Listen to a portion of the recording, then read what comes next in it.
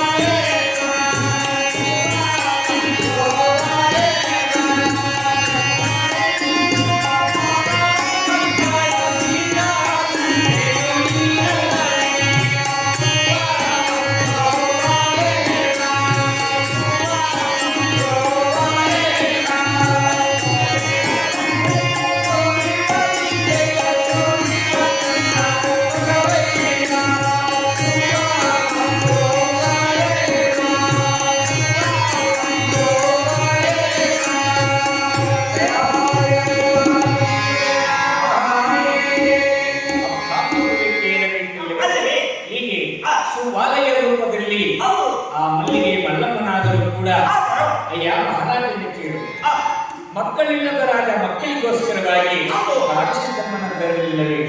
ಆ ಕಾಡು ಸಿದ್ದಮ್ಮನಿಗೆ 3 ಜನ ಮಕ್ಕಳಾಗಲಿಲ್ಲವೇ? ಆ 3 ಜನ ಮಕ್ಕಳ ತಂದೆ ನೀನಲ್ಲವೇ ಎಂಬುದಾಗಿ ಹೇಳಿದಾಗ ಚದುರಂಗ ಮಹಾರಾಜನಾದರೂ ಕೂಡ ಬೆಚ್ಚಿ ಬಿಟ್ಟಿದ್ದಾರೆ. ಏನಾಶ್ಚರ್ಯ, ಇವರು ಸಾಮಾನ್ಯವಾದ ಮಕ್ಕಳಲ್ಲ, ಇವರು ನಿಜವಾದ ಶಿವಶರಣೆ ಕಾಡು ಸಿದ್ದಮ್ಮನ ಮಕ್ಕಳೇ ಎಂಬುದಾಗಿ ಕಾಣುತ್ತಿದೆಯಲ್ಲ ಎಂಬುದಾಗಿ ನೀವು ಯಾರ ಮಕ್ಕಳು ಅಂತ ಹೇಳಿದಾಗ ಅಲ್ಲಿಗೆ ಮಲ್ಲಮ್ಮನಾದರೂ ಕೂಡ ನಾವು ಸತ್ಯ ಶಿವಶರಣೆ ಕಾಡು ಸಿದ್ದಮ್ಮನ ಮಕ್ಕಳು ಎಂಬುದಾಗಿ ಹೇಳಿಬಿಟ್ಟಿದ್ದಾರೆ. ಚದುರಂಗ ಮಹಾರಾಜನಾದರೂ ಕೂಡ 5 ಜನ ಧರ್ಮಪತ್ನಿಯರಾದರೂ ಕೂಡ ನೀವು ಸತ್ಯ ಶಿವಶರಣೆ ಕಾಡು ಸಿದ್ದಮ್ಮನ ಮಕ್ಕಳೇ ಆದರೆ ನಿಮ್ಮ ತಾಯಿಯನ್ನು ತೋರಿರಿ ಎಂಬುದಾಗಿ ಹೇಳಿದಾಗ 3 ಜನ ಮಕ್ಕಳಾದರೂ ಕೂಡ ಅಮ್ಮನನ್ನು ತೋರುತ್ತೇವೆ ಎಂಬುದಾಗಿ ಎಲ್ಲರನ್ನು ಕರೆದುಕೊಂಡು ಆ ಗಿರಿಯ ಬಾಗಿಲತ್ತಿರಕ್ಕೆ ಬಂದು ಬಿಟ್ಟಿದ್ದಾರೆ. ಇಂಥ ಏನಾಗಿದೆ? 3 ಜನ ಮಕ್ಕಳಾದರೂ ಕೂಡ ಬಾಗಿಲ ಬಂಡೆಯನ್ನು ಮುಟ್ಟಿದ ತಕ್ಷಣ ಬಂಡೆ ದಡ್ಡನೆ ಕಳೆದುಕೊಂಡಿದ್ದೆವು. ಒಳಗಡೆ ಹೋಗಿ ಉತ್ತವಾಗಿ ಬೆಳೆದಿರತಕ್ಕಂಥ ತನ್ನ ತಾಯಿಯನ್ನ 3 ಜನ ಮಕ್ಕಳಾದರೂ ಯಾವ ರೀತಿಯಲ್ಲಿ ಕರೆಯುತ್ತಿದ್ದಾರೆ.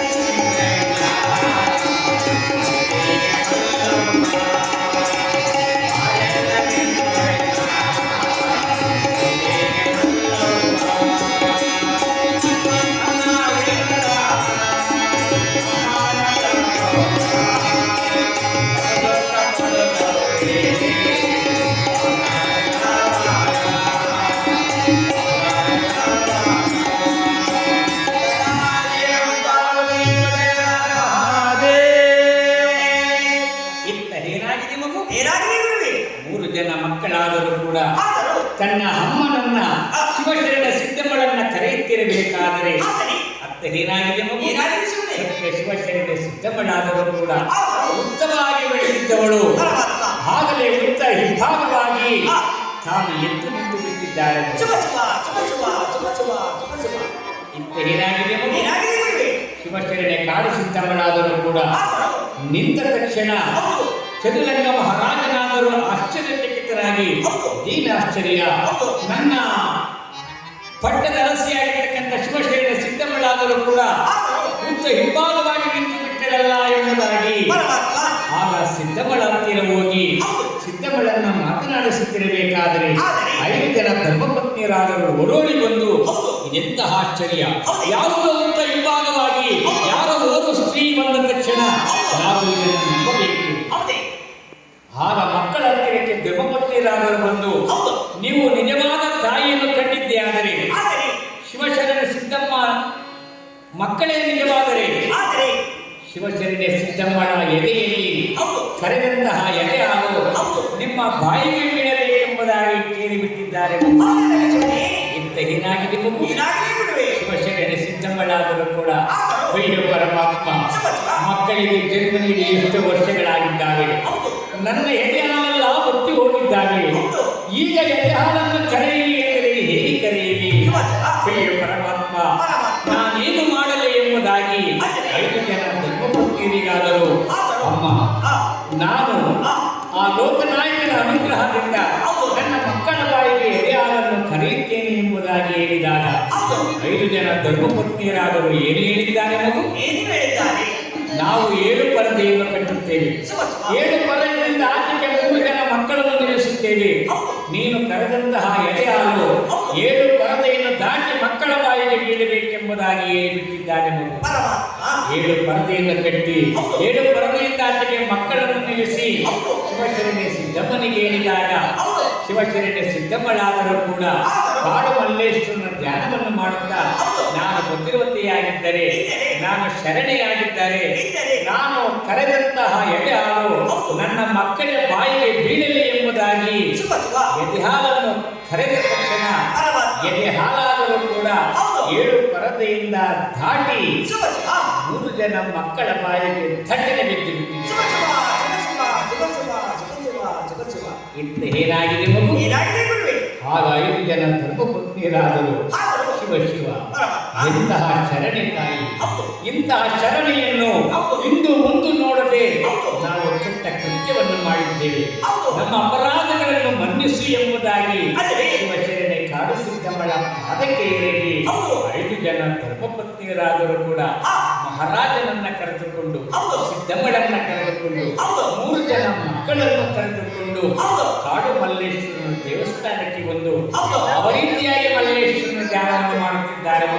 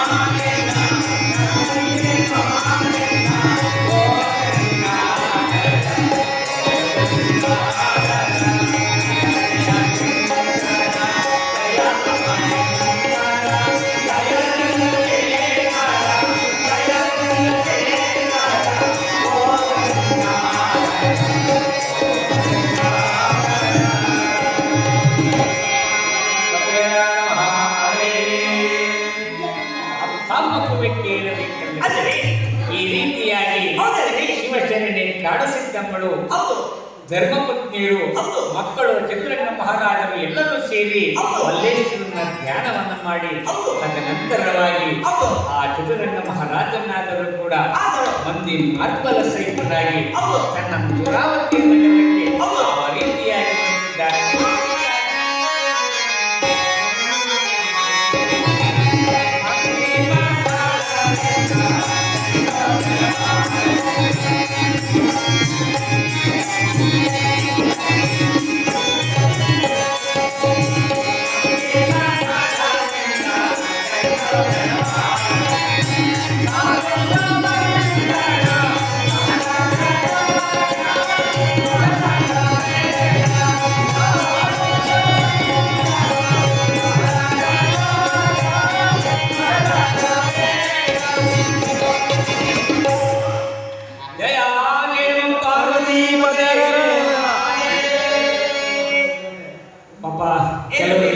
ಕೆಲವರಿಗೆ ನಿದ್ದೆ ಚಿಂತೆ, ತಾಯಿಯನ್ನೆಲ್ಲ ಪಾಪ ನಿದ್ದೆ ಮಾಡುವಾಗ ಎಷ್ಟು ಬೇಗ ಮುಗಿಸ್ತೀರ ಅನ್ನೋ ಚಿಂತೆ ಇಲ್ಲಲ್ವರ? ಪಾಪ ನೋಡಿ ಎಷ್ಟು ಚೆನ್ನಾಗಿ ನಗ್ತಾನೆ. ನಗರಕ್ಕೊಂದು ಕಾರಣ ಇತ್ತು ಮಗ. ಏನು ಗೊತ್ತ ಮಗ?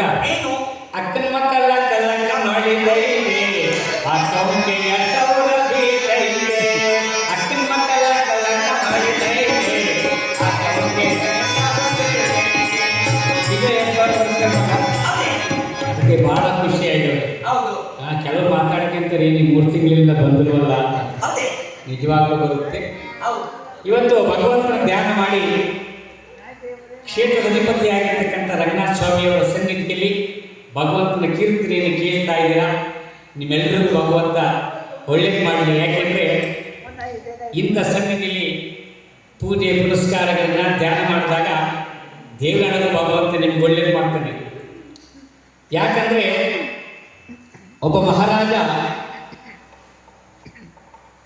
ಪ್ರಜೆಗಳಿಗೆ ಆಜ್ಞೆ ಮಾಡಿದಂತೆ ಏನಂತ ಅಂದರೆ, ಸೂರ್ಯ ಉದಯ ಆಗೋದ್ರಿಂದ ಸೂರ್ಯ ಮುಳುಗುವವರೆಗೂ ಯಾರು ಓಡ್ತಾನೆ ಇರ್ತಾರೆ, ಎಷ್ಟು ಓಡ್ತಾರೆ ಅಷ್ಟು ಭೂಮಿನ ಅವರಿಗೆ ದಾನ ಮಾಡಿ ಕೊಡ್ತೀವಿ ಅಂತ. ಏನಾಯ್ತು ಗೊತ್ತ ಮಗ? ಎಲ್ಲರೂ ಊರೆಲ್ಲ ಸೇರ್ಕೊಂಡು ಓಡ್ತಾ ಇದ್ರು. ನಾನು ಅಷ್ಟು ಭೂಮಿಯನ್ನ ನಾನೇ ತಗೋಬೇಕು ಅಂತ ಓಡ್ತಾ ಇರ್ಬೇಕಾದ್ರೆ ಏನಾಯ್ತು ಮಗ? ನಮ್ಮ ತಬಲ್ ಮಾಸ್ಟರ್ ಜೋರಾಗಿ ಬರೀತಾರಲ್ಲ, ಅಂತ ತಬಲ್ ಮಾಸ್ಟರ್ ಏನ್ ಮಾಡ್ತಿದ್ರು ಮಗ? ಅವ್ರು ಮುಂದೆ ಓಡ್ತಾ ಇದ್ರು. ಅಷ್ಟು ಭೂಮಿನೂ ನಾನೇ ತಗೋಬೇಕು ಅಂತ ಅವ್ರ ಹಿಂದ್ಗಡೆ ಊರಿನವರೆಲ್ಲ ಓಡ್ತಾ ಇದ್ರು ಮಗ. ಓಡಿ ಓಡಿ ಓಡಿ ಸುಸ್ತಾಗ್ಬಿಡ್ತು ಮೇಸ್ಟ್ರಿಗೆ. ಅವನು ದೊಡ್ಡ ಬಂಡೆ ಮೇಲೆ ಕುಳಿತುಕೊಂಡ್ಬಿಟ್ಟು ಸ್ವಲ್ಪ ಸುಧಾರಿಸ್ಕೊಳ್ಳೋಣ ಅಂತ. ಮಹಾರಾಜನ ಆಜ್ಞೆ ಏನು? ಸೂರ್ಯ ಉದಯ ಆದ್ರಿಂದ ಸೂರ್ಯ ಮುಳುಗೋವರೆಗೂ ಯಾರು ಹೋಗ್ತಾರೆ ಅವ್ರಿಗೆ ಅಷ್ಟು ಭೂಮಿನ ದಾನ ಮಾಡಿ ಕೊಡ್ತೀನಿ ಅಂತ. ಮಗ ಸೂರ್ಯ ಮುಳುಗಕ್ಕೆ ಸ್ವಲ್ಪ ಹೊತ್ತಿತ್ತು, ಬಹಳ ಸುಸ್ತಾಯಿತು, ಬಂಡೆ ಮೇಲೆ ಕೂತಿದ್ರು ಮಾಸ್ಟ್ರು. ಮತ್ತೆ ಹಿಂದಿರಿ ನೋಡಿದ್ರು ಜನಗಳೆಲ್ಲ ಓಡ್ತಾ ಇದ್ರಲ್ಲ, ಅಯ್ಯೋ ದೇವರೇ ಅವರೇ ಸಿಕ್ಕಿರುತ್ತೆ ಭೂಮಿ, ನಾನೇ ತಗೋಬೇಕು ಅಂತ ಹೇಳ್ಬಿಟ್ಟು ಮತ್ತೆ ಓಡಕ್ಕೆ ಶುರು ಮಾಡಿದ್ರು. ಓಡಕ್ಕೆ ಶುರು ಮಾಡಿದ್ರೆ ಏನಾಯ್ತು ಮಗ? ಮೇನ್ ಸೂರ್ಯ ಮುಳುಗೋಗ್ಬೇಕು. ಅಷ್ಟೊಳಗೆ ಭೂಮಿ ಮೇಲೆ ಧಡಾರ ಬಿದ್ದುಬಿಟ್ರು, ಸುಸ್ತಾಗಿ ಬಿದ್ದುಬಿಟ್ರು ಮಗ. ಸುಸ್ತಾಗಿ ಬಿದ್ದುಬಿಟ್ರು, ಪ್ರಾಣ ಹೋಯಿತು, ಸೂರ್ಯ ಮುಳುಗೋಗ್ಬಿಟ್ಟ. ಆಗ ಭಗವಂತ ಹೇಳಿದಂತೆ, ಅಯ್ಯೋ ಹುಚ್ಚಪ್ಪ, ಎಷ್ಟೋ ಮಹಾತ್ಮರು ಭೂಮಿಲಿ ಓಡೋಗ್ಬಿಟ್ಟವ್ರೆ, ಯಾರು ಭೂಮಿನ ಕೊಂಡ್ಕೊಳಕ್ಕಾಗಿಲ್ಲ, ಯಾರು ತಗೊಳಕ್ಕಾಗಿಲ್ಲ. ನೀನು ಸತ್ತು ಬಿದ್ದಿದೀಯ ನೋಡು, ಅಷ್ಟೇ ನಿನಗೆ ಭೂಮಿ ಸಿಗೋದು. ನೀನು ಸತ್ತು ಬಿದ್ದಿರುವಷ್ಟು ಭೂಮಿ ಮಾತ್ರ ನಿನಗೆ ಸಿಗುತ್ತೆ. ನೀನು ಎಷ್ಟು ಓಡಿದ್ರು ಕೂಡ ನಿನಗೆ ಸಿಗುವಷ್ಟು ಭೂಮಿಗೆ ನಿನಗೆ ಸಿಗೋದು ಅಂತ. ಅದಕ್ಕೆ ಭಕ್ತ ಮಹೇಶನಿಗೆ ಒಂದು ಮಾತನ್ನು ಹೇಳ್ತೀನಿ, ನಾವೇನು ಬರುವಾಗ ಹೊತ್ಕೊಂಬಂದಿಲ್ಲ, ಹೋಗುವಾಗ ಹೊತ್ಕೊಂಡು ಹೋಗಲ್ಲ ಅಲ್ವೇನ್ರಿ? ಅದ್ರ ಮಧ್ಯ ನಾವು ಭಗವಂತನ ಪುರಾಣ ಪುಣ್ಯಕಥೆಗಳನ್ನು ಕೇಳೋದೈತಲ್ಲ, ಅದಕ್ಕಿಂತ ಶ್ರೇಷ್ಠ ಯಾವುದೂ ಇಲ್ಲ. ಸ್ವರ್ಗ ನರಕ ಎಲ್ಲೂ ಹುಡುಕೊಂಡು ಹೋಗ್ಬೇಕಾಗಿಲ್ಲ, ಇದೇ ಸ್ವರ್ಗ. ನಾವು ಸತ್ತಾಗ ಎಲ್ಲರೂ ಹೊಡ್ತಾ ಇರಬೇಕಾದ್ರೆ ಅದೇ ಸ್ವರ್ಗ. ಎಂಥ ಒಳ್ಳೆ ಮನುಷ್ಯ ಸತ್ತಪ್ಪ ಅಂದರೆ ಅದೇ ಸ್ವರ್ಗ. ಇವನು ಮನೆಯಾಳುವಾಗ ಸತ್ತೋಗ್ಬಿಟ್ನ, ಓದೋಗ್ನ ಬಿಡಪ್ಪ ಅಂದರೆ ಅದೇ ನರಕ ಅಂತ. ಅದಕ್ಕೆ ಒಂದು ಕಡೆ ಕವಿ ಬಹಳ ಸುಂದರವಾಗಿ ಹೇಳಿಬಿಟ್ಟವನಿಗೆ, ಏನಂತ? ಒಳಿತು ಮಾಡು ಮನಸ ನೀರಡೆ 3 ದಿವಸ, ಒಳಿತು ಮಾಡು ಮನಸ ನೀರಡೆ 3 ದಿವಸ.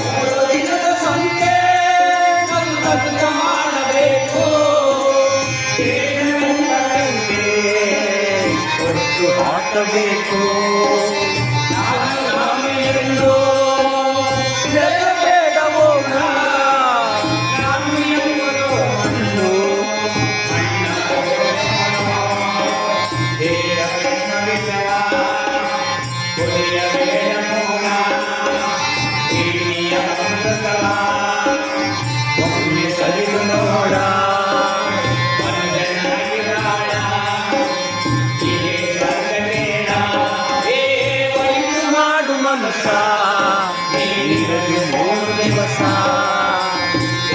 ಮಾಡುವಂತ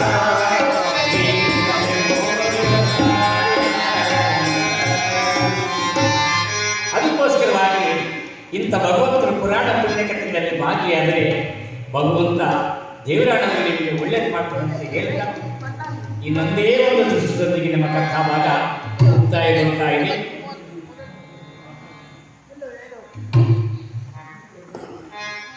ಮಗ ಏನ್ ಬುದ್ಧಿ? ಒಬ್ಬ ದೊಡ್ಡ ಜಿಪುಣ ಇದ್ದಂತೆ ಒಂದು ಊರಲ್ಲಿ. ಯಾರ ಅಜ್ಜಂತರ? ಯಾವ ಅಜ್ಜಂತರು? ಅದು ಕೂತರು. ಸುಮ್ಮನೆ ಅವ್ರ ಹೆಸರು ಮಗ. ಪಾಪ ವಯಸ್ಸಾಗಿರ್ತೈತೆ. ಹೌದೇ? ಅವರೆಷ್ಟು ಬದುಕು ಮಾಡಿದವರು, ಹೌದು. ಎಷ್ಟು ಒಳ್ಳೇದು ಅನಿಸ್ಕೊಂಡವರು. ಹೌದು. ಅವ್ರಿಗೆ ಹೇಳ್ತೀರ ಮಗ. ಜಿಪುಣ ಅಂತ. ನಿನ್ನಂತ ನಾವು ಜಿಪುಣ ಇದ್ದ ಮಗ. ನನ್ನಂತರ? ವಿಷಯನಂತವ್ರು ಬಹಳ ಜಿಪುಣ. ಹೌದು. ಯಾರಿಗೇನು ಕೊಡ್ತಿರ್ಲಿಲ್ಲ ಮಗ. ಇಲ್ವೇ ಇಲ್ಲ. ಯಾರಿಗೂ ಸಹಾಯ ಮಾಡ್ತಿರ್ಲಿಲ್ಲ. ಇಲ್ಲ. ದೇವಸ್ಥಾನ ಕಟ್ಟಿ ದುಡ್ಡು ಕೊಡೋದ್ರು ಕೊಡ್ತಿರ್ಲಿಲ್ಲ. ಇಲ್ಲ. ನೋಡಕ್ಕಾದ್ರೆ ಕಷ್ಟ ಬಂದಿದ್ದು ಸಹಾಯ ಮಾಡೋದ್ರಲ್ಲಿ ದುಡ್ಡು ಕೊಡ್ತಿರ್ಲಿಲ್ಲ. ಇಲ್ಲ. ಊರಲ್ಲೆಲ್ಲ ಕೇಳಿ ನನ್ನ ಮಗ ಹೌದು. ಜಿಪುಣ ಜಿಪುಣ ಜಿಪುಣ ನನ್ನ ಮಗ, ದೊಡ್ಡ ಜಿಪುಣ ಹೌದು. ಅಂತ ಏನ್ ಮಾಡಿದ ಮಗ ಒಂದ್ ದಿವಸ ಏನು? ಹೆಂಡತಿ ಕರ್ಕೊಂಡು ಕಾಶಿಗೆ ಹೋಗ್ಬಿಟ್ಟ. ಕಾಶಿಗೆ? ಕಾಶಿಗೆ ಹೌದು. ವಿಶ್ವನಾಥ ದರ್ಶನ ಮಾಡ್ಬೇಕು ಅಂತ ಕಾಶಿಗೆ ಹೋಗಿದ್ದಾನೆ ಮಗ. ಹೌದು. ಆ ಕಾಶಿಲಿ ಏನಾಗಿದೆ ಮಗ, ಏನು? ವಿಶ್ವನಾಥ ದರ್ಶನ ಮಾಡ್ಬೇಕಾದ್ರೆ ಅಲ್ಲಿ ನದಿಗೆ ಸ್ನಾನ ಮಾಡ್ಬೇಕು. ಸ್ನಾನ ಮಾಡಿದ ನಂತರ ಹೋಗಿ ವಿಶ್ವನಾಥನ ದರ್ಶನ ಮಾಡ್ಬೇಕು. ಹೌದು. ಎಲ್ಲ ಲೈನಲ್ಲಿ ನಿಂತ್ಕೊಂಡಿದ್ದಾನೆ ಮಗ ಸಾಲಾಗಿ ಹೌದು. ನದಿಲಿ ಸ್ನಾನ ಮಾಡಕ್ಕೆ. ಹೌದು. ಅಲ್ಲಿ ನದಿ ಪಕ್ಕದಲ್ಲಿ ಒಬ್ಬ ನಿಂತ್ಕೊಂಡಿದ್ದಾನೆ. ಆ. ಎಲ್ಲರೂ ಸ್ನಾನ ಮಾಡಿ ಅವ್ರಿಗೆ ₹1 ದುಡ್ಡು ಕೊಡ್ಬೇಕಾಗಿತ್ತು. ಹೌದು. ಸ್ನಾನ ಮಾಡಾದ್ಮೇಲೆ ಅವ್ರಿಗೆ ₹1 ದುಡ್ಡು ಕೊಡ್ಬೇಕಾಗಿತ್ತು. ಅದಲ್ಲಿ ಪ್ರತೀತಿ. ಹೌದು. ಮಗ ಏನಾಯ್ತು ಮಗ, ಏನು? ಈ ಜಿಪ್ಪು ಸರತಿ ಬಂದ್ಬಿಟ್ಟು ಸ್ನಾನ ಮಾಡಕ್ ಹೋದ. ಹೌದು. ಅಲ್ಲಿ ನಿಂತ್ಕೊಂಡು ನಾನು ಕೇಳಿದ, ಆ. ನೋಡಪ್ಪ ಇಲ್ಲಿ ಸ್ನಾನ ಮಾಡ್ಬೇಕಾದ್ರೆ ₹1 ದುಡ್ಡು ಕೊಡ್ಬೇಕು. ಹೌದು. ₹1 ದುಡ್ಡು ಕೊಟ್ಟು ಸ್ನಾನ ಮಾಡುವಂತ. ಹೌದು. ಜಿಪ್ಪುಣ ಹೇಳಿದ, ಏನಂತ? ನಾನು ಕೊಡಲ್ಲ, ಹೌದೇ? ನಾನು ಯಾರಿಗೂ ಏನೂ ಕೊಟ್ಟಿಲ್ಲ, ಇಲ್ಲ. ಇದು ನಾನು ಸಂಪಾದನೆ ಮಾಡಿದ್ದು, ಹೌದು. ನನ್ನ ದುಡ್ಡು, ಹೌದು. ನಿನಗ್ಯಾಕೆ ಕೊಡಬೇಕು ಅಂತ. ಆ.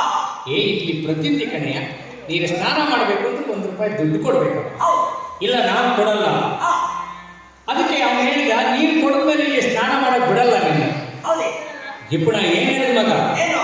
ಸ್ನಾನ ಮಾಡಿದ್ರು ಪರವಾಗಿಲ್ಲ, ನಾನು ₹1 ದುಡ್ಡು ಕೊಡಲ್ಲ ನಿನಗೆ ಅಂತ. ಹೌದು.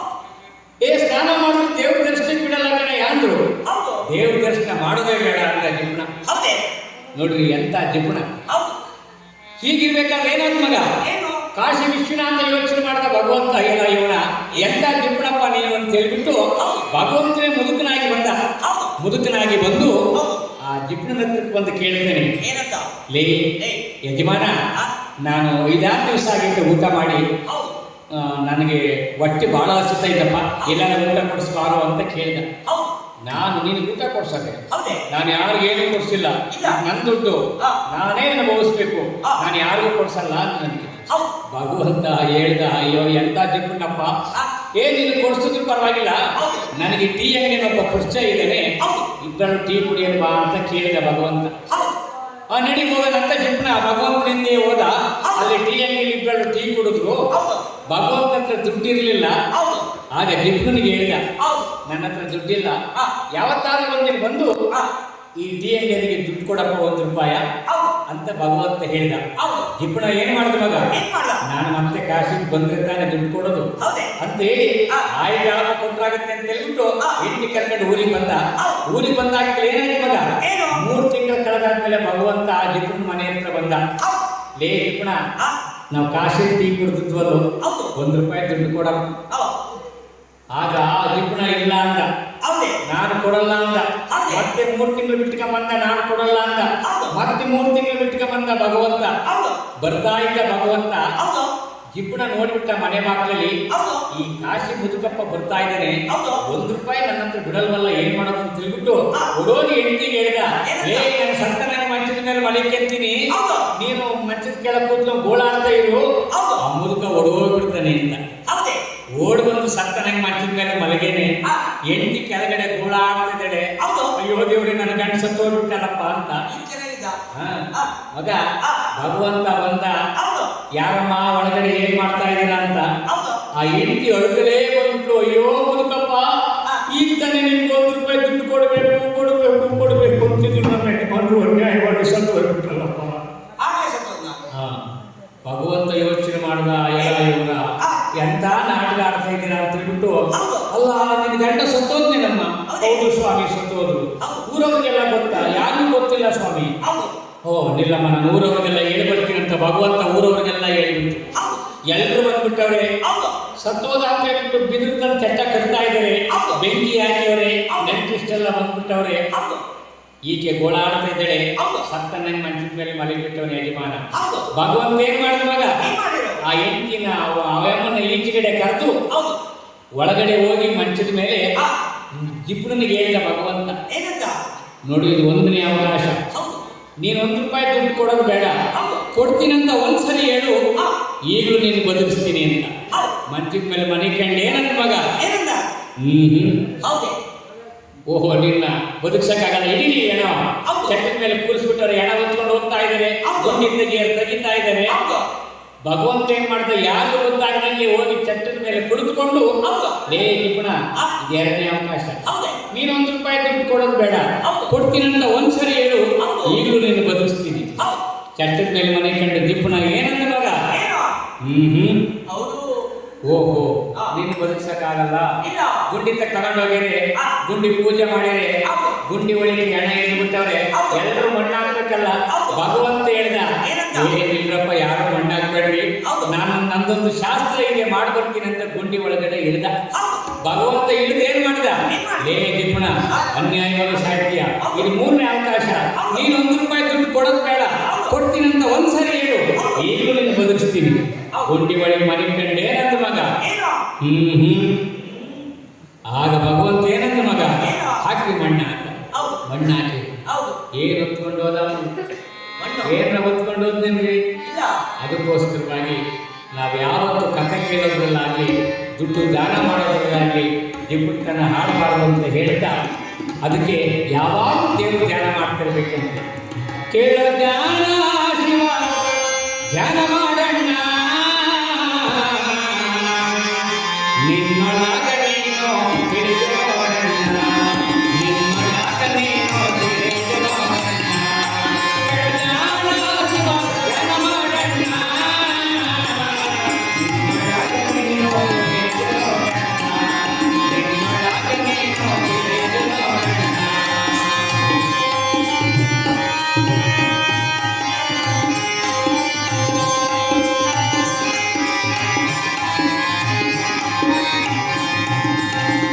ಯಾತ್ರೆಯ ಚೆನ್ನಾಗಿ ಮಾಡು, ಕುಟುಂಬದವರಿಗೆ ಅನ್ನವ ನೀಡು.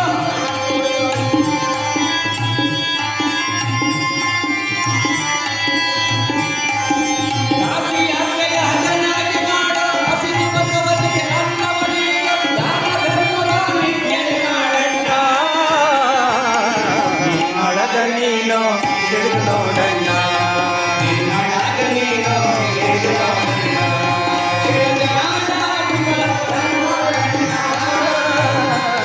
ನಿನ್ನೊಳಗ ನೀನು ತಿಳಿದು ನೋಡಣ್ಣ, ನಿನ್ನೊಳಗ ನೀನು ತಿಳಿದು ನೋಡಣ್ಣ.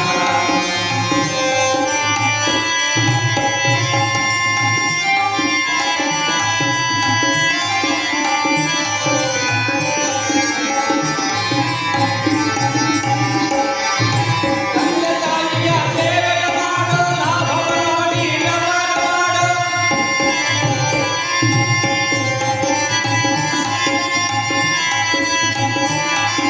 ತಂದೆ ತಾಯಿಯ ಸೇವೆಯ ಮಾಡು, ಲಾಭವ ನೋಡಿ ವ್ಯವಹಾರ ಮಾಡು. ಗಂಗಯ್ಯನ ಪಾದಕ್ಕೆ ಮಂಡಣ್ಣ,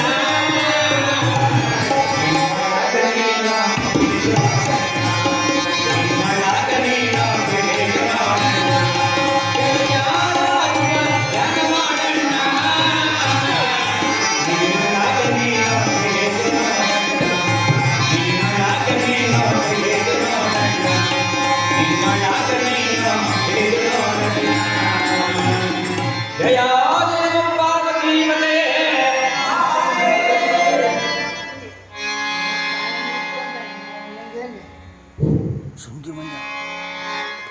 ಭಕ್ತ ಮಹೇಶ್ವರೇ, ಇವತ್ತು ಜಾನಪದ ಕರಪಾಲ ಮೇಳ ರಾಮನಹಳ್ಳಿ ಸಿದ್ದೇಶ್ವರ ಸಂಗಡಿಗರಾದ ನಾವು ಈ ಜಾನಪದ ಕಲೆಯನ್ನು ಎಲ್ಲ ಒಂದು ಕಡೆ ನಶಿಸ್ತಾ ಇದೆ. ಇದನ್ನು ಉಳಿಸಬೇಕು, ಬೆಳೆಸಬೇಕು ಅನ್ನೋ ಸದುದ್ದೇಶದಿಂದ ಪಾಪ ನಮ್ಮನ್ನೆಲ್ಲ ಕರ್ಕೊಂಡು ಅರಸೀಕೆರೆ ತಾಲೂಕಿನಲ್ಲಿ ಹಲವಾರು ಕಾರ್ಯಕ್ರಮಗಳನ್ನು ಕೊಡಿಸಿದ್ದಾರೆ. ನಮ್ಮ ಗುರುಗಳು ಅಂದ್ರೆ ನಾವು ತಪ್ಪಾಗಲಾರದು. ನಮಗೆ ಅವಕಾಶವನ್ನು ಕೊಟ್ಟಂತಹ ಸಿದ್ದೇಶ್ ಅವರಿಗೆ ನಾವು ಯಾವತ್ತೂ ಆಭಾರಿಯಾಗಿರುತ್ತೇವೆ. ಅದೇ ರೀತಿ ನಿಮ್ಮೂರಿನಲ್ಲೂ ಕೂಡ ಈ ಮಹಾಗ್ರಾಮದಲ್ಲಿ ಈ ಜಾನಪದ ಕರ್ಪಾಲ ಮೇಳವನ್ನು, ಯಾಕೆಂದರೆ ಇವತ್ತು ಅನೇಕ ಸಿನಿಮಾ ರಂಗಗಳು ಬಂದು ಟಿ ವಿ ಮಾಧ್ಯಮಗಳು ಬಂದು ಈ ಜಾನಪದ ಕಲೆ ನಶಿಸಿ ಹೋಗ್ತಾ ಇದೆ. ಜಾನಪದ ಅಂದರೆ ಇದಕ್ಕೆ ರಾಗ, ತಾಳ, ಲಯ, ಬದ್ಧ ಏನೂ ಇಲ್ಲ. ನಾವು ಜನಗಳಿಂದ ಜನಗಳಿಗೋಸ್ಕರವಾಗಿ ಜನಗಳ ಬಾಯಿನಲ್ಲಿ ಬರ್ತಕ್ಕಂಥ ಮಾತುಗಳೇ ಜನಪದವಾಗಿ ರೂಪುಗೊಂಡಿರ್ತಕ್ಕಂಥದ್ದು ಜಾನಪದ ಕಲೆ. ಆಯಾಸವಾದಾಗ, ನಮಗೆ ಬೇಜಾರವಾದಾಗ, ಸಂತೋಷವಾದಾಗ ಅಂಥ ಒಂದು ಟೈಮಲ್ಲಿ ನಮ್ಮ ತಾಯಂದಿರು ಎಲ್ಲ ಜನಗಳು ಕೂಡ ಜಾನಪದ ಗೀತೆಗಳನ್ನು ತಾವೇ ಆಡ್ಕೊಳ್ತಾ ಇದ್ರು. ಅಂಥ ಒಂದು ಜಾನಪದ ಕಲೆ ಇವತ್ತು ತಾಯಿಗೆ ಏರಿದ್ದೇವೆ. ಅಂಥ ಒಂದು ಕಲೆಯನ್ನು ಉಳಿಸಬೇಕು ಅನ್ನೋ ಸದುದ್ದೇಶದಿಂದ ನಾವು ಸಂಗಮೇಶ್ವರ ಇರತಕ್ಕಂಥ ಒಂದು ಹೆಸರನ್ನಿಟ್ಕೊಂಡು ಆ ಜಾನಪದ ಕಲೆಯನ್ನು ಎಲ್ಲ ಕಡೆ ಪ್ರಸ್ತುತಪಡಿಸ್ತಾ ಇದ್ದೀವಿ. ಆದ್ದರಿಂದ ಈ ಒಂದು ಕಲೆಯನ್ನು ಉಳಿಸಬೇಕು, ಬೆಳೆಸಿ ಅಂತ ತಮ್ಮಲ್ಲಿ ಕೇಳಿಕೊಳ್ತಾ ಇನ್ನೊಂದು ದೃಶ್ಯದೊಂದಿಗೆ ನಮ್ಮ ಕಾರ್ಯಕ್ರಮವನ್ನು ಮಂಗಳದೊಂದಿಗೆ ಮುಗಿಸ್ತಾ ಇದ್ದೀವಿ. ಜೈ ಗುರು ಮಂಗಳ ನಮ ಪಾರ್ವತಿ ರಂಗಸ್ವಾಮಿ ಗೋವಿಂದ ಗೋವಿಂದ. ಆಗಲೇ ಜೋರಾಗಿ ಒಂದ್ಸಾರಿ ಗೋವಿಂದ ಅನ್ನಿ. ಆ ಭಗವಂತನಿಗೆ ಗೋವಿಂದ ಅಂದ್ರೆ ಎಲ್ಲೋ ಹೋಗಲ್ಲ ಅಲ್ರಿ, ಜೋರಾಗಿ ಗೋವಿಂದ ಅನ್ಬೇಕು. ಹೇಳ್ಕೊಡ್ತೀವಿ, ಹೇಳ್ತೀರಾ? ಹಾ, ಹೇಳ್ತಾರೆ ಬಿಡಿ. ಶ್ರೀನಿವಾಸ ಗೋವಿಂದ, ಶ್ರೀ ವೆಂಕಟೇಶ ಗೋವಿಂದ, ಗೋವಿಂದ, ತಿರುಮಲವಾಸ ಗೋವಿಂದ, ವೆಂಕಟೇಶ ಗೋವಿಂದ, ತಿರುಮಲವಾಸ ಗೋವಿಂದ, ಶ್ರೀನಿವಾಸ ಗೋವಿಂದ,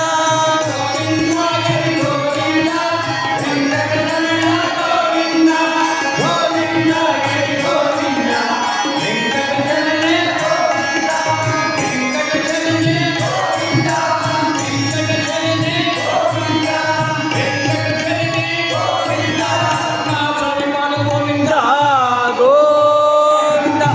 ಕೂತಿದ್ದವರು ಮಹಾರಾಜ್ ಕಿ ಜೈ. ಒಬ್ಬ ನಮ್ಮ ಕ್ಯಾಶ್ ಮಾಸ್ಟರ್ ನಗ್ತಾ ಇದ್ದಾರೆ. ಅವ್ರಿಗೊಂದು ಚಿಂತೆ. ಏನು ಚಿಂತೆ ಅಂದರೆ ಅವರೊಂದು 2 ಎಕರೆ ಜೋಳ ಹಾಕಿದ್ರಂತೆ.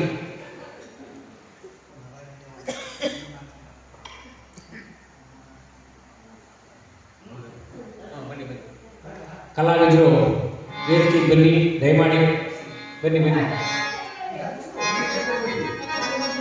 ಮುಗಿಸ್ಲಾ? ಕತೆ ಮುಗಿಸ್ಬಿಡ್ಲಾ? ಇನ್ನೇನು ಜಾಸ್ತಿ ಇಲ್ಲ, ಮುಗಿಸಿ ಒಂದು ಮುಂಗ್ಲೆ ಹೇಳ್ತೀವಿ ಬನ್ನಿ. ಮಂಗ್ಲೆ ಹೇಳಿ ಕೊಡಾಗುತ್ತೆ ಅಂತ ಮುಗಿಸಿ.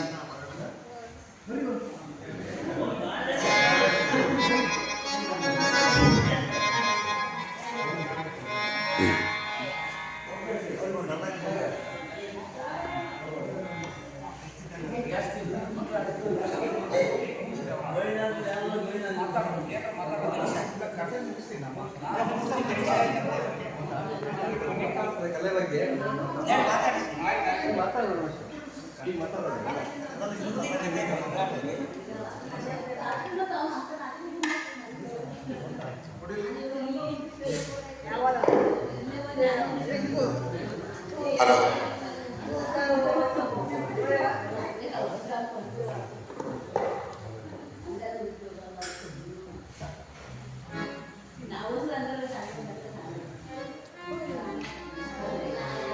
ಹಲೋ. ಈ ದಿನದ ಕಾರ್ಯಕ್ರಮ ಅತ್ಯಂತ ಅದ್ಭುತವಾಗಿ ಮೂಡಿಬಂದಿದೆ. ಕರ್ಪಾಲ್ ಮೇಳವನ್ನು ನಾವು ಭಾಳ ಹಿಂದೆ ನೋಡಿದ್ವಿ, ಇತ್ತೀಚೆಗೆ ನೋಡಿರಲಿಲ್ಲ. ನಮ್ಮ ಸಿದ್ದೇಶಣ್ಣ ಭಾಳ ಕಡೆ ಕರಿತಾ ಇದ್ರು, ಬನ್ನಿ ಪೆಂಡಾಗಿಲ್ಲ. ಅಂದರೆ ಈ ಕಲೆಗಳು ತುಂಬ ನಶಿಸಿ ಹೋಗ್ತಾ ಇದೆ ಇತ್ತೀಚೆಗೆ. ಮತ್ತು ಯುವಕರು ಯಾರೂ ಕಲಿತಾ ಇಲ್ಲ, ಮಕ್ಕಳಿಗೆ ಕಲಿತಾ ಇಲ್ಲ. ಹಾಗಾಗಿ ಕಾರ್ಯಾಗಾರಗಳನ್ನು ಮಾಡಿ ಮಕ್ಕಳಿಗೆ ಇಂಥ ಹಿರಿಯರಿಂದ ಈ ಕಲೆಯನ್ನು ಕಲಿಸಿದರೆ ಅದು ಉಳ್ಕೊಳ್ಳುತ್ತೆ. ಇಲ್ಲ ಅಂದರೆ ಸಂಪೂರ್ಣವಾಗಿ ನಶಿಸಿ ಹೋಗ್ಬಿಡ್ತವೆ ಕಲೆಗಳು, ಉಳ್ಕೊಳ್ಳೋದಿಲ್ಲ. ಮುಂದಿನ ಪೀಳಿಗೆಗೆ ಉಳಿಬೇಕು ಅಂದರೆ ಮಕ್ಕಳಿಗೆ ಕಾರ್ಯಾಗಾರಗಳನ್ನು ಮಾಡಬೇಕು. ಈಗಾಗಲೇ ಜಾನಪದ ಪರಿಷತ್ತು ಈ ಥರದ ಕಲೆಗಳನ್ನೆಲ್ಲ ಮಕ್ಕಳಿಗೆ ಕಲಿಸ್ಬೇಕು ಅಂತ ಹೇಳಿ ಕಾರ್ಯಾಗಾರಗಳನ್ನು ಅನೇಕ ಮಾಡ್ತಾ ಇದೆ. ಅದ್ಭುತವಾಗಿ ಅವರು ಕಥೆಯನ್ನು ಇದನ್ನು ನಿರೂಪಿಸಿದರು. ಎಷ್ಟು ಅದ್ಭುತವಾಗಿತ್ತು ಕಥೆ. ಇನ್ನೂ ತುಂಬ ಜನ ಇದ್ದಿದ್ರೆ ಇನ್ನೂ ಕೂಡ ಅವರು ಉತ್ಸಾಹದಿಂದ ಈ ಒಂದು ಕಥೆಯನ್ನು ಮಾಡ್ತಾಯಿದ್ರು. ನಾವು ವಿಶೇಷವಾಗಿ ಇವತ್ತು ಈ ಎಲ್ಲ ಕಲಾವಿದರಿಗೆ ಜೋರಾಗಿ ಚಪ್ಪಾಳೆ ಮೂಲಕ ನೀವು ಅಭಿನಂದಿಸಬೇಕು.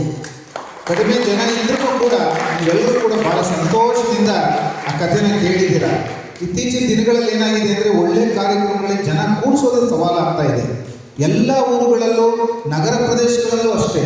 ನೀವೇನಾದರೂ ಒಂದು ಒಳ್ಳೆ ಕಾರ್ಯಕ್ರಮ ಮಾಡಿದ್ರೆ ಜನ ಸೇರೋದೇ ಇಲ್ಲ, ಅಂಥ ಪರಿಸ್ಥಿತಿ ಬಂದಿದೆ. ಅದಕ್ಕೆ ಕಾರಣ ಟಿ ವಿ ಮಾಧ್ಯಮ ಇರ್ಬೋದು, ಈ ರಿಯಾಲಿಟಿ ಶೋಗಳು, ಅದಕ್ಕೆಲ್ಲ ಧಾರಾವಾಹಿ, ಇವೆಲ್ಲ ಕಾರಣ ಇರ್ಬೋದು.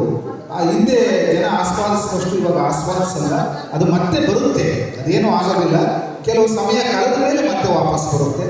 ಹಾಗಾಗಿ ಇಂಥ ಒಂದು ಅದ್ಭುತವಾದ ಕಾರ್ಯಕ್ರಮವನ್ನು ನಮ್ಮ ಗ್ರಾಮಕ್ಕೆ ಬಂದು ನೀಡಿದಂಥ ಸಿದ್ದೇಶನ್ ಅವರಿಗೆ ನಾವು ಧನ್ಯವಾದಗಳನ್ನು ಸಲ್ಲಿಸ್ತೇವೆ. ಹಾಗೂ ದಾಣದಾಳಿನಿಂದ ಬಂದಂಥ ನಮ್ಮ ಸ್ನೇಹಿತರು, ಹಾಗೂ ಬೇವಿನಹಳ್ಳಿಯಿಂದ ಬಂದಂಥ ನಮ್ಮ ಸ್ನೇಹಿತರು, ನಮ್ಮ ಯರ್ಗೇನಹಳ್ಳಿಯ ಸ್ನೇಹಿತರು ಮತ್ತೊಮ್ಮೆ ನಮ್ಮ ಊರಿಗೆ ಬರಲಿ ಅಂತ ಆಶಿಸ್ತಾ ಅವರಿಗೂ ಕೂಡ ಧನ್ಯವಾದಗಳನ್ನು ಸಲ್ಲಿಸ್ತೇವೆ. ನಮ್ಮ ಈ ಒಂದು ಕಾರ್ಯಕ್ರಮದ ಸೇವಾದಾರರು ನಮ್ಮ ಶ್ರೀನಾಥ್ ಅವರ ಶ್ರೀಮತಿ ರೇಣುಕಾ ಅವರು, ಹಾಗೆ ನಮ್ಮ ಶ್ರೀಮತಿ ಪುಣ್ಯ ಮತ್ತು ದಿವಂಗತ ಚಂದ್ರಶೇಖರ್ ಅವರು ಇವತ್ತು ಸ್ವಾಮಿಗೆ ಸೇವೆಯನ್ನು ಸಲ್ಲಿಸಿದ್ದಾರೆ. ಅವರ ಕುಟುಂಬಕ್ಕೆ ಭಗವಂತ ಒಳ್ಳೇದು ಮಾಡಲಿ, ನಿಮ್ಮೆಲ್ಲರಿಗೂ ಕೂಡ ಭಗವಂತ ಒಳ್ಳೇದು ಮಾಡಲಿ. ಶ್ರೀನಿವಾಸ್ ಸಮಯ ತುಂಬ ಕಡಿಮೆ ಇರುತ್ತೆ, ಯಾಕೆಂದರೆ ತುಂಬ ಬ್ಯುಸಿ ಇರ್ತಾರೆ. ಆ ಒತ್ತಡದಲ್ಲೂ ಕೂಡ ಸಮಯ ಮಾಡಿಕೊಂಡು ಸ್ವಾಮಿಯ ಸಾನ್ನಿಧ್ಯದಲ್ಲಿ ಇವತ್ತಿದ್ದಾರೆ. ಅವರಿಗೆ ಒಳ್ಳೆಯದಾಗಲಿ ಅಂತ ಆಶಿಸ್ತಾ ನಿಮ್ಮೆಲ್ಲರಿಗೂ ಒಳ್ಳೆಯದಾಗಲಿ. ನಮ್ಮ ಗ್ರಾಮದ ಕಲಾವಿದರು ದಯವಿಟ್ಟು ಒಂದೊಂದು ಹಾಡನ್ನು ಹಾಡಿ ತದನಂತರ ಅವರು ಕಥೆಯನ್ನು ಮುಗಿಸಿ ಮಂಗಳವನ್ನು ಮಾಡ್ತಾರೆ. ಆಮೇಲೆ ಸ್ವಾಮಿಯ ದರ್ಶನವನ್ನು ಮಾಡಿ ಪೂಜೆಯಲ್ಲಿ ಭಾಗವಹಿಸಿ ಪ್ರಸಾದವನ್ನು ಸ್ವೀಕರಿಸೋಣ. ಈಗ ಯೋಗೀಶ್ ಮಾಸ್ಟರ್ ಒಂದು ಗೀತೆಯನ್ನು ಹಾಡ್ತಾ ಇದ್ದಾರೆ. ಚೌಡಪ್ಪನವರು ಬನ್ನಿ. ಕೊಡಿ ಇವತ್ತು.